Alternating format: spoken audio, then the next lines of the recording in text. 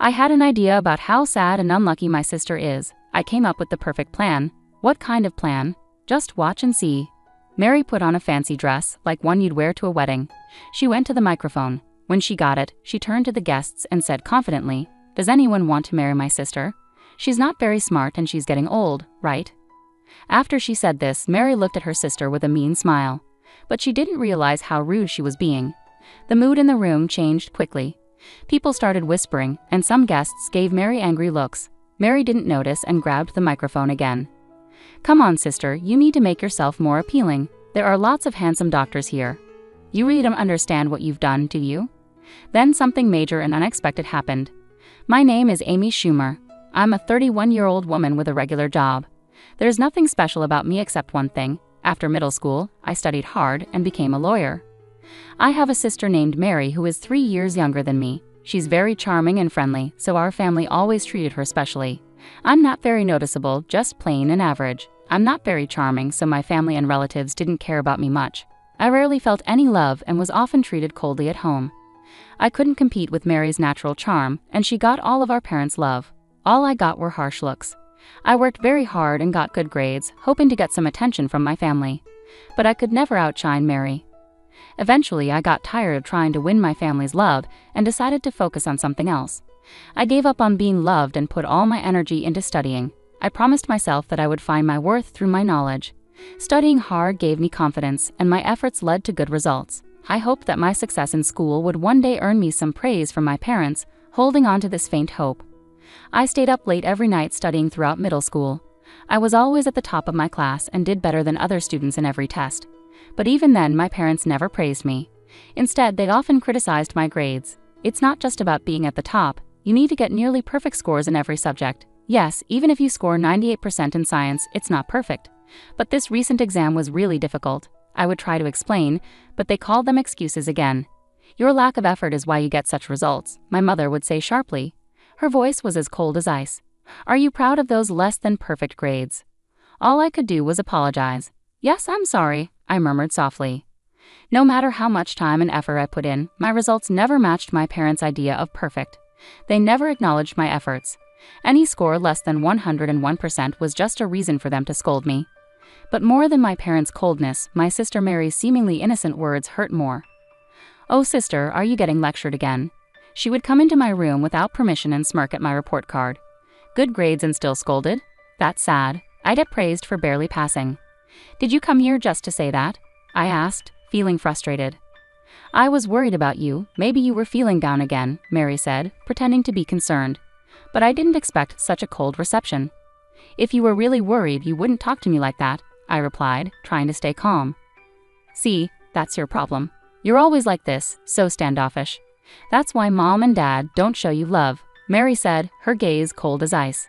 She looked down on me with clear contempt. For a brief moment, her attitude was obvious, even as she left the room. After she was gone, I could hear her cheerful laughter with our parents from the living room. I should have been used to it by now, but the sadness overwhelmed me, and tears streamed down my cheeks. I had told myself many times that I didn't need my parents' approval, and that Mary's words wouldn't affect me. Yet my emotions betrayed me, and I cried. In my hand was the crumpled report card, wrinkled from my tight grip. Once again, I resolved to stand on my own and break free from this suffocating family environment. I knew that excelling in my studies and improving my skills was my way out. From that moment on, I threw myself into my studies with even more determination. One day, as a cool breeze swept through the classroom windows, my father made an unexpected announcement.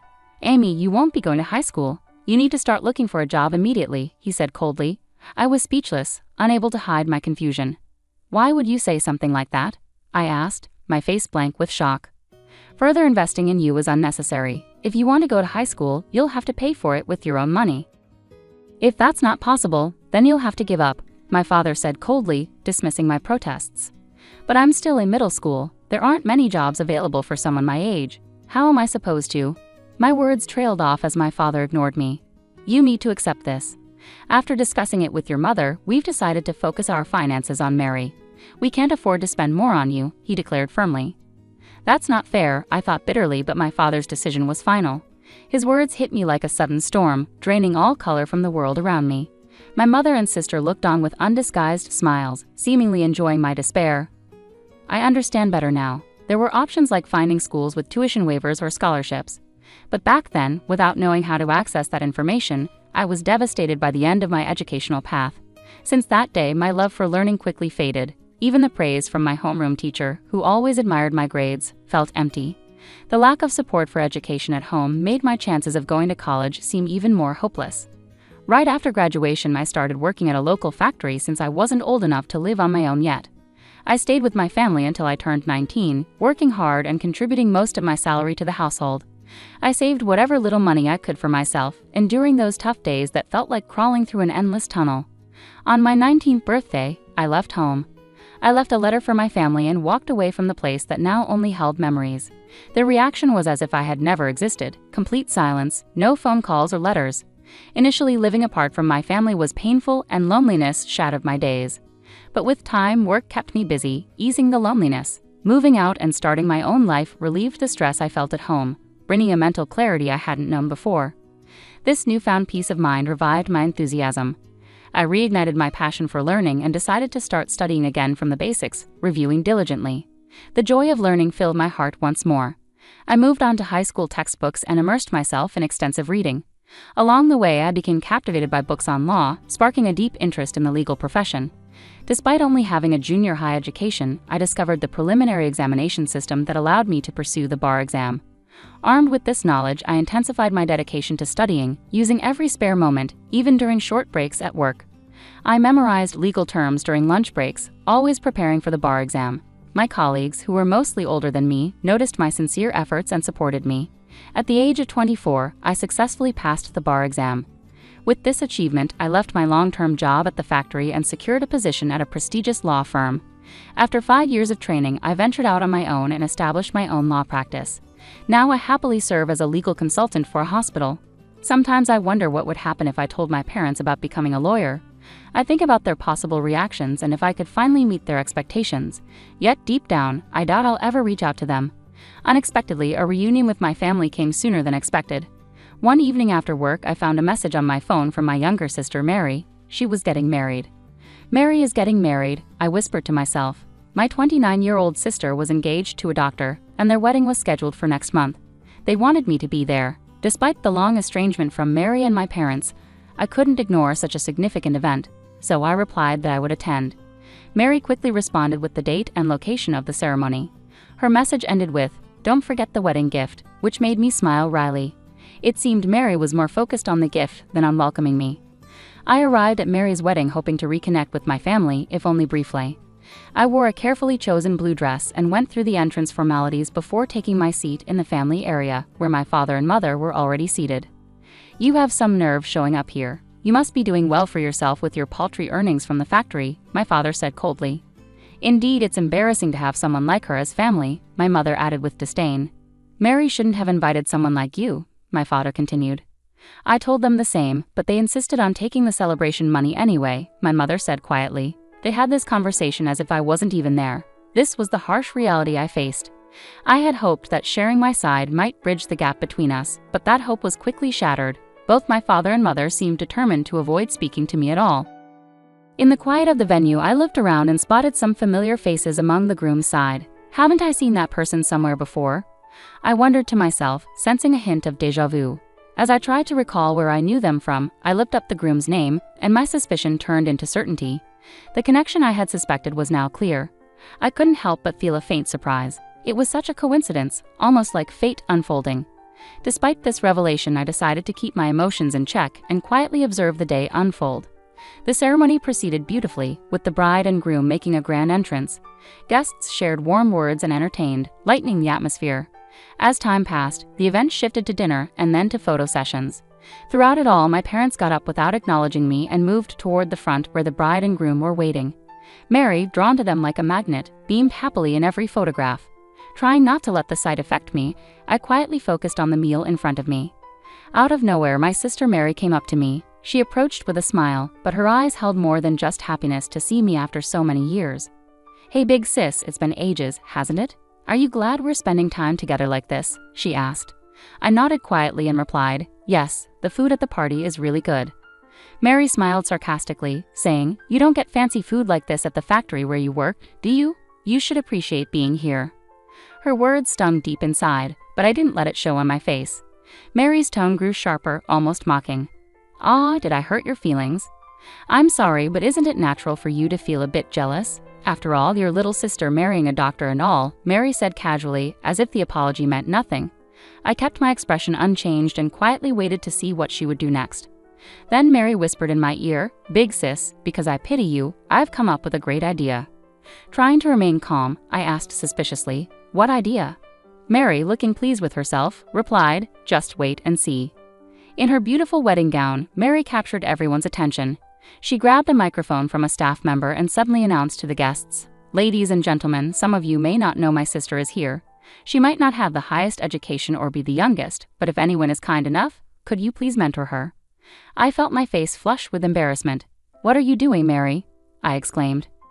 Mary continued even louder, "Even though she doesn't make much money and lives a simple life, is there someone here who can help improve my sister's future?" All eyes were on me as Mary enjoyed my discomfort with a smug smile. Then, unexpectedly, our usually gentle parents joined in. "Please be kind to her," they added. I couldn't take it anymore.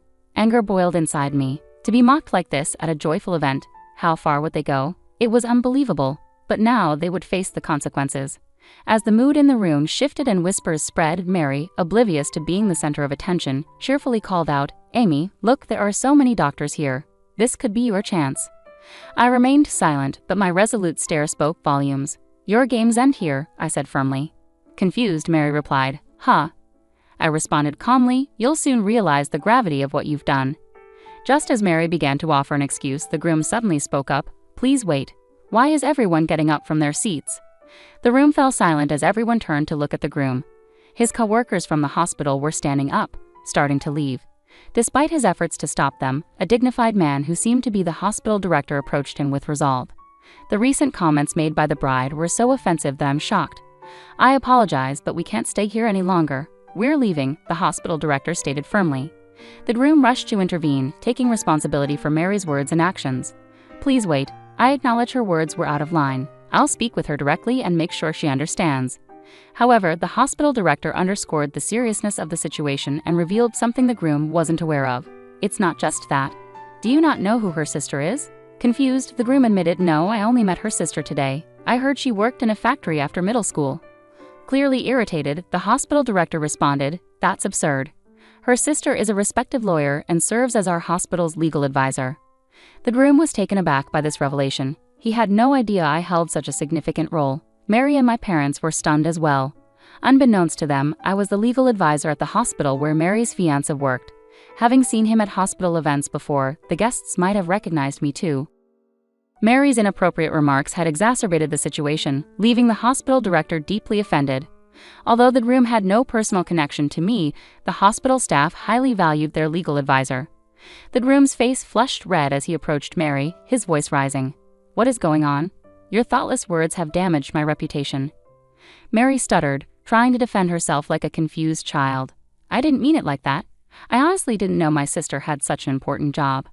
Furious, the groom continued to admonish Mary. "Not knowing is no excuse. How could you speak so disrespectfully about your own sister? Your behavior is unacceptable. You've lost sight of what really matters." Mary, desperate to explain herself, pleaded, "Wait, please listen. There's a reason for all of this." But the groom, not willing to hear any more excuses, declared firmly, "The engagement is over. I don't want to hear your explanations. This is where our relationship ends." Shocked by his words, Mary collapsed where she stood, her face drained of color. In a burst of anger, the groom stormed out of the wedding hall, followed by the other guests. Just as I was about to leave, I heard my sister's desperate cry behind me. "Please, Amy, help me."